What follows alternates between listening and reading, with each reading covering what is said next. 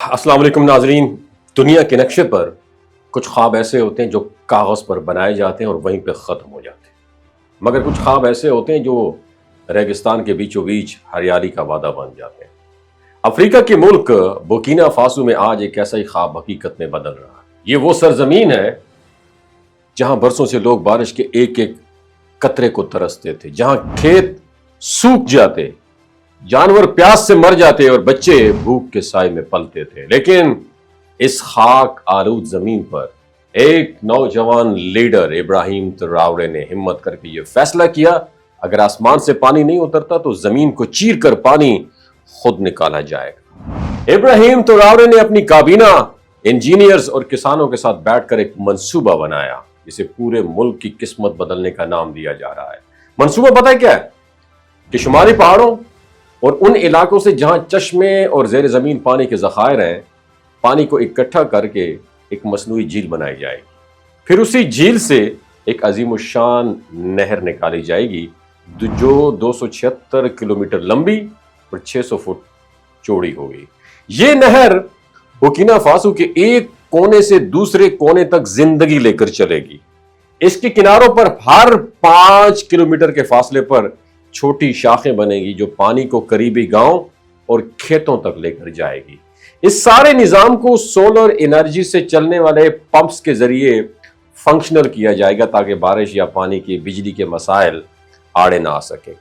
3 phases पर मुश्तमिल इस मंसूबे में पहले मरहले के अंदर 100 किलोमीटर डिगिंग खुदाई होगी, जिसके अंदर पुरानी क्रेनें, मशीनरी दोबारा तैयार करके इस्तेमाल में लाई जा रही है।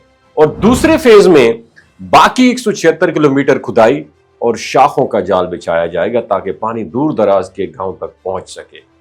तीसरे मरहले में नहर के साथ जरी मराकज, बीज तकसीम करने की यूनिट्स और मोबाइल ट्रेनिंग स्कूल कायम किए जाएंगे ताकि किसानों को जदीद ज़राअत की ट्रेनिंग दी जा सके। इस मंसूबे पर तकरीबन $500 मिलियन लागत आएगी और हैरत की बात यह है, यह सारी रकम बुर्किना फासो के अपने वसाइल, सोने की कानों, कौमी बचत और अवामी चंदे से हासिल की जा रही है, किसी आलमी इदारे या कर्जे के बगैर। इस नहर को मुकम्मल करने के बाद 5 लाख एकड़ जमीन सैराब होगी। ज़राअत में 60% से ज्यादा इजाफा होगा और वो मुल्क जो कभी खुराक के लिए दूसरों का मोहताज था, आज बरसों में अनाज बरामद करेगा, आइंदा बरसों में अनाज बरामद करेगा, किसान के खेत में सब्जा लौटेगा, बच्चों के चेहरों पर खुशी वापस आएगी और बुर्किना फासो के अवाम ये जान लेंगे कि असल ताकत अपने कदमों में खड़े होने में है।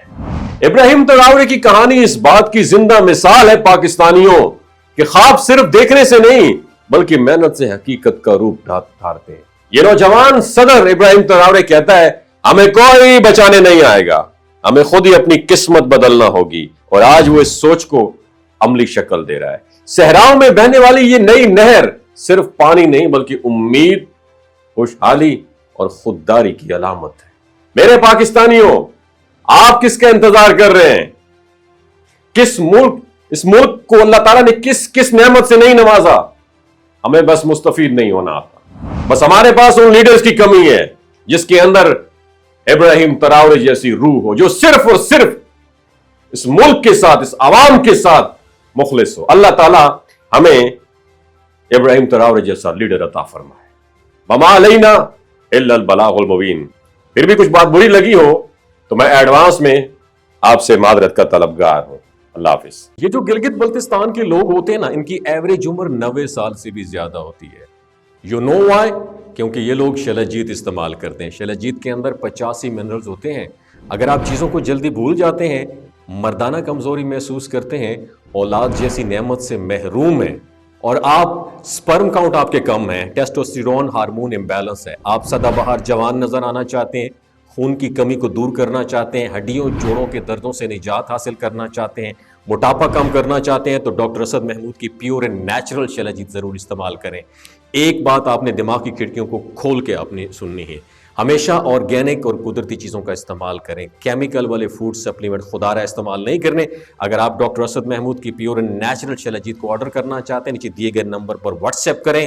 3 बातों का ख्याल रखना है, हाई ब्लड प्रेशर में मुब्तला अफराद, खवातीन जो प्रेग्नेंट हैं, और 15 से 20 साल की जो नौजवान नस्ल है जो गैर शादीशुदा हैं, اپنے سیکشول پاور کو بوسٹ کرنے کے لیے استعمال کرنا چاہتے ہیں تو ڈاکٹر کے ایڈوائس کے بغیر استعمال نہ کریں.